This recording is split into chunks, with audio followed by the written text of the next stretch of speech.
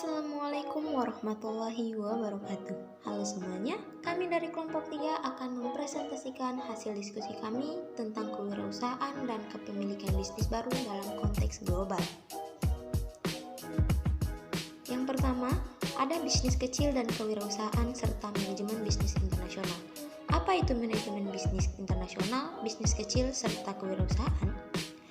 Menurut Undang-Undang Nomor 9 Tahun 1995, yang dimaksud dengan usaha kecil yaitu kegiatan ekonomi rakyat yang berskala kecil dalam memenuhi kriteria kekayaan bersih atau hasil penjualan tahunan seperti kepemilikan. Usaha kecil yang dimaksud di sini meliputi juga usaha kecil informal dan usaha kecil tradisional. Usaha kecil informal sendiri adalah semua usaha kecil yang belum terdaftar, belum tercatat, dan belum berbadan hukum, seperti industri rumah tangga, pedagang asongan, pedagang keliling, juga pemulung. Sementara usaha kecil tradisional adalah usaha kecil yang menggunakan alat produksi sederhana yang telah digunakan secara turun-temurun atau berkaitan dengan seni budaya. Selanjutnya, ada kewirausahaan. Menurut Kamus Besar Bahasa Indonesia, wirausaha berarti orang yang pandai atau berbakat dalam mengenali produk baru, menentukan cara produksi baru, menyusun operasi untuk mengadakan proyek baru, serta mengatur pemodalan dan memasarkannya. Sedangkan kewirausahaan adalah proses mendirikan dan menjalankan bisnis atau suatu usaha. Proses tersebut kemudian menggabungkan inovasi, kesempatan, dan cara yang lebih baik agar memiliki nilai tambah yang lebih dalam kehidupan. Kemudian, manajemen bisnis internasional. Bisnis internasional merupakan kegiatan bisnis yang dilakukan antara negara yang satu dengan negara yang lain. Dalam hal perdagangan internasional yang merupakan transaksi antar negara itu biasanya dilakukan dengan cara yang tradisional, yaitu dengan cara ekspor dan impor. Sedangkan untuk manajemen bisnis adalah proses penerapan teknik-teknik dan konsep-konsep manajemen dalam area lingkungan internasional. Dalam era globalisasi seperti sekarang, di samping istilah ekonomi internasional yang meliputi perdagangan keuangan internasional, ternyata istilah bisnis internasional semakin dikenal banyak digunakan. Istilah ini biasanya juga dikaitkan dengan transaksi yang menyangkut ekspor dan impor barang, modal dan jasa lainnya, dan pelaku utamanya sering disebut sebagai multinational corporation atau MNC. Lalu, apa hubungan antara manajemen bisnis internasional ini dengan bisnis kecil dan kewirausahaan?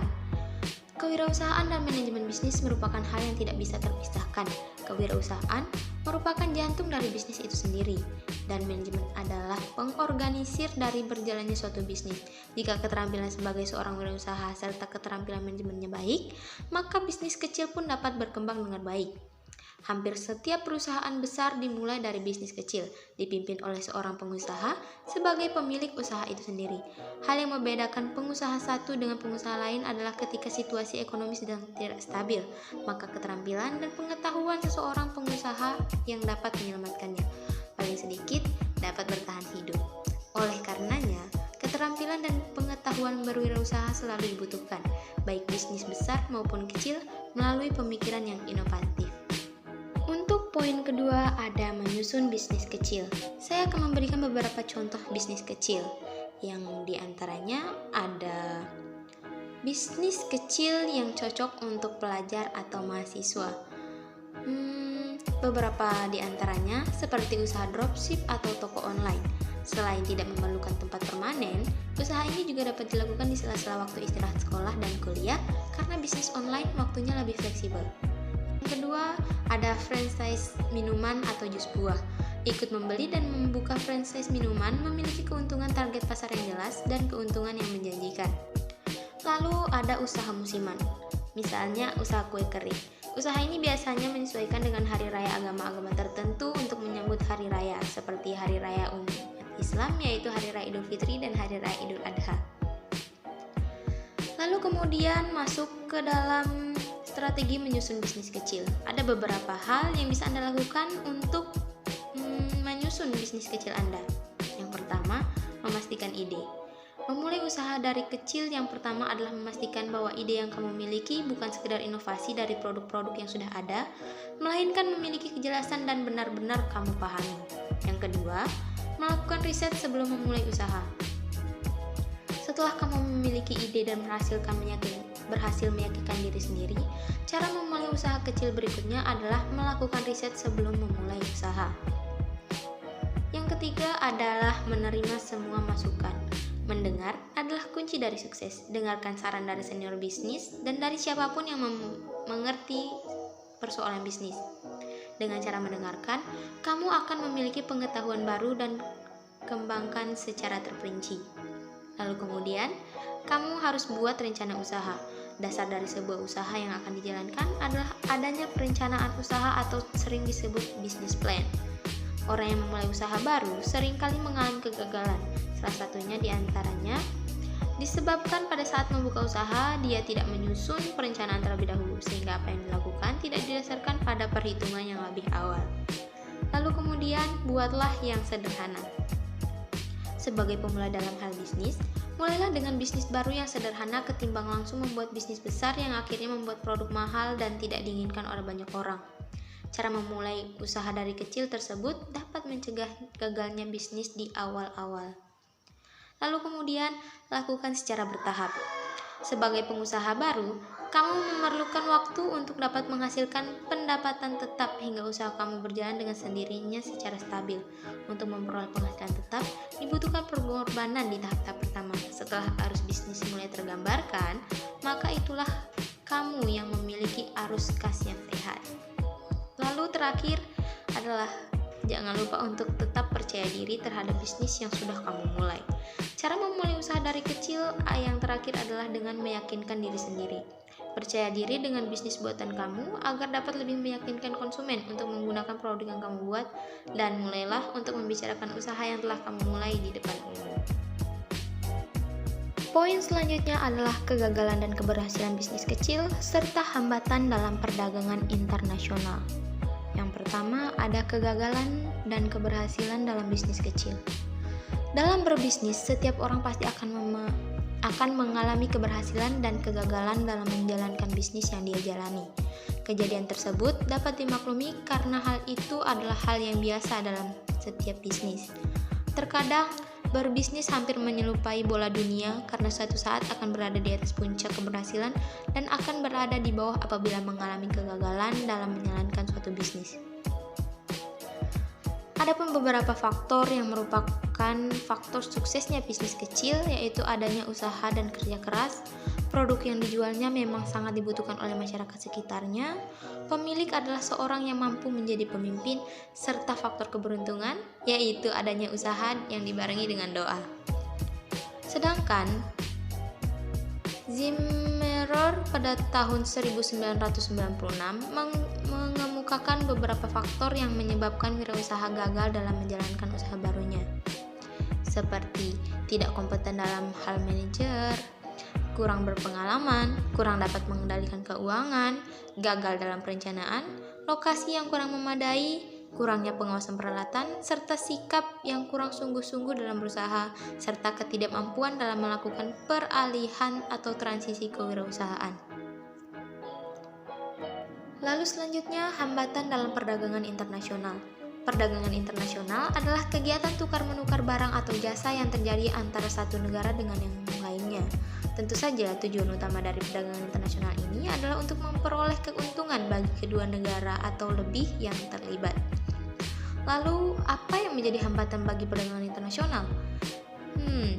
Beberapa di antaranya adalah kebijakan ekonomi dan politik internasional, perbedaan nilai mata uang, konflik besar di negara tujuan, proses birokrasi yang panjang, serta organisasi ekonomi lain yang memperhambat adanya perdagangan internasional.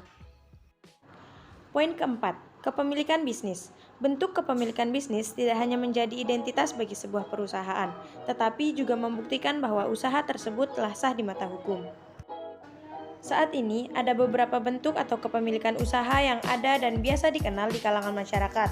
Yang pertama ada sole proprietorship atau usaha perorangan. Beberapa contoh perusahaan yang berbentuk perorangan adalah toko-toko yang biasa kita temui di mal atau di pinggir jalan.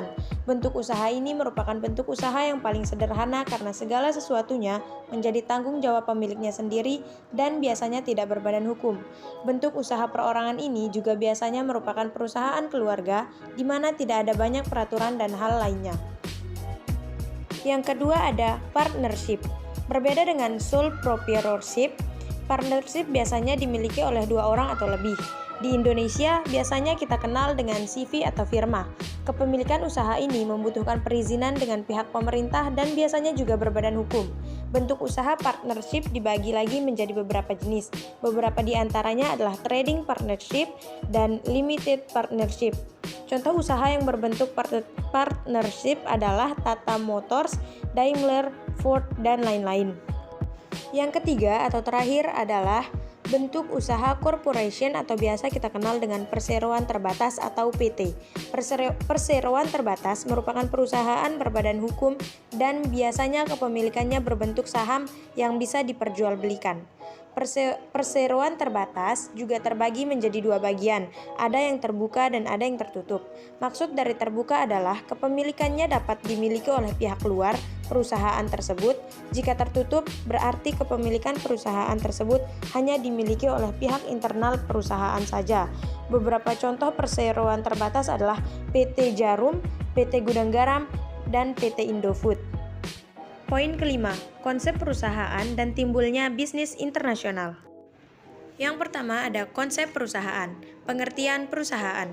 Perusahaan adalah tempat terjadinya kegiatan produksi dan berkumpulnya semua faktor produksi barang dan jasa. Ada perusahaan yang sudah terdaftar di pemerintah dan ada pula perusahaan yang tidak terdaftar. Kemudian ciri-ciri perusahaan.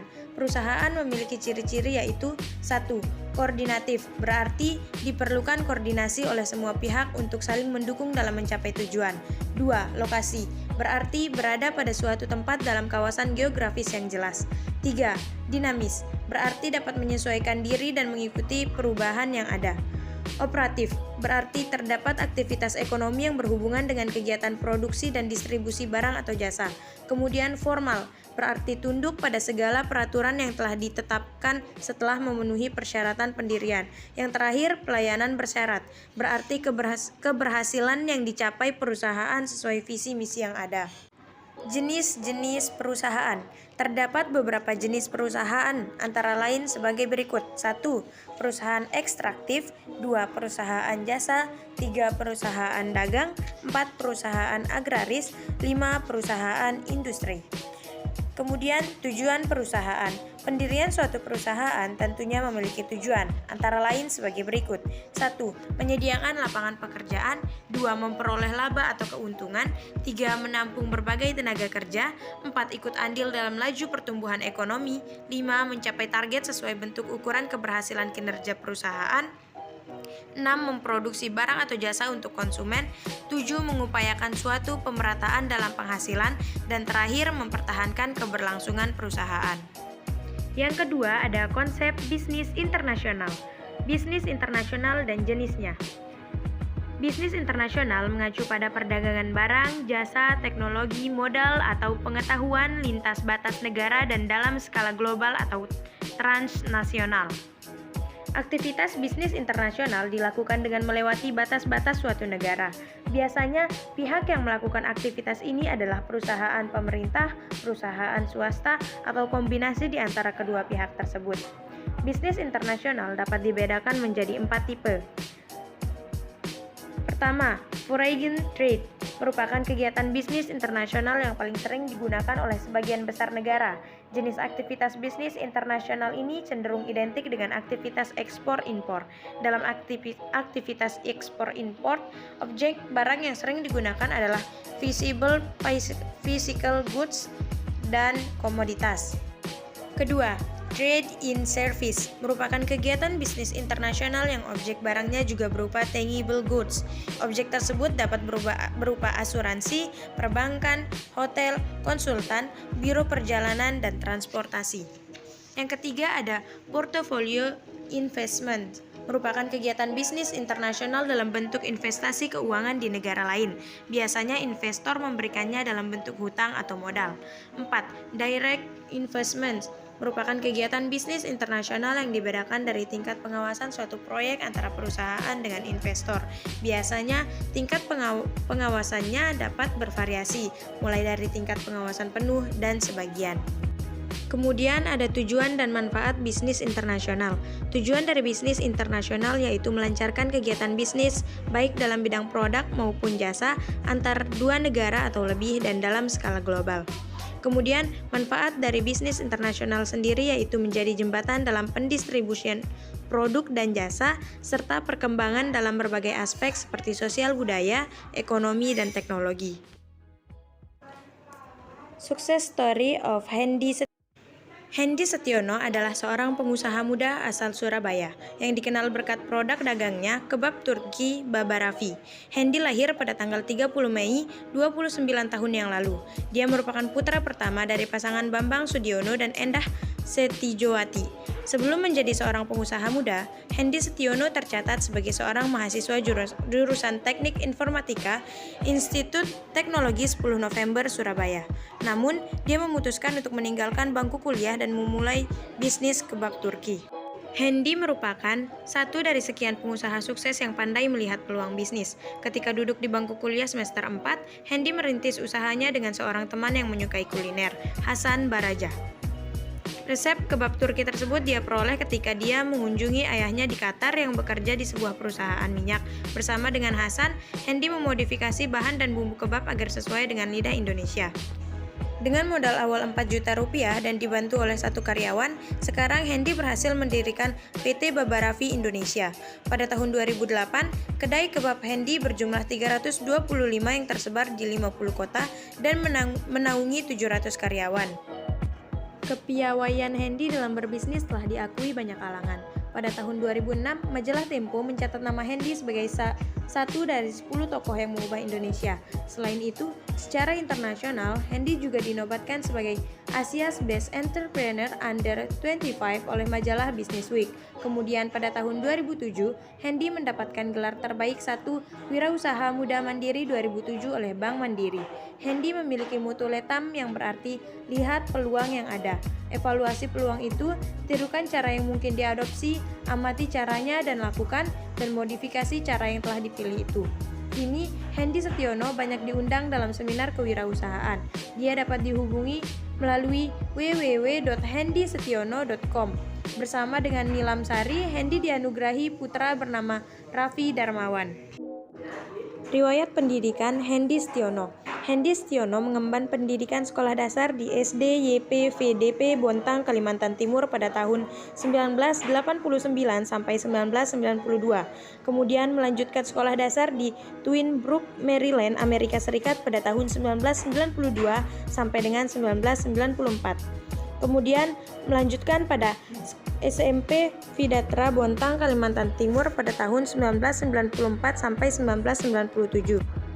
Hendy Setiono kemudian melanjutkan sekolahnya di SMU Negeri 5 Surabaya pada tahun 1997 sampai dengan tahun 2000. Kemudian melanjutkan di Institut Teknologi 10 November Surabaya dengan prodi Teknik Informatika, tidak tamat pada tahun 2000 sampai 2002. Setelah tidak tamat di Institut Teknologi 10 November, Hendy Setiono melanjutkan kuliahnya di Diploma E-Commerce Sekolah Pendidikan Informatika Komputer Singapura pada tahun 2002 sampai dengan 2003. Pencapaian yang telah diraih oleh Hendy Setiono adalah sebagai Presiden Direktur PT Baba Raffi Indonesia, pendiri waralaba bisnis kebab Turki Baba Raffi. Telah beroperasi lebih dari 750 outlet di Indonesia dan Malaysia. Kemudian menjadi Presiden Direktur PT Piramida Zahira, pendiri waralaba bisnis Piramiza. Sekarang beroperasi lebih dari 75 outlet di Indonesia. Kemudian Presiden Direktur PT Panen Raya Indonesia, Ayam Bakar Mas Bono, restoran ayam panggang operasi 5 outlet di Indonesia. Wakil Ketua Komite Tetap Pengembangan Kewirausahaan Indonesia Kamar Dagang dan Industri. Kemudian menjadi motivator dan mentor bisnis kewirausahaan. Prestasi Hendy Setiono yaitu sebagai pemenang Ernst & Young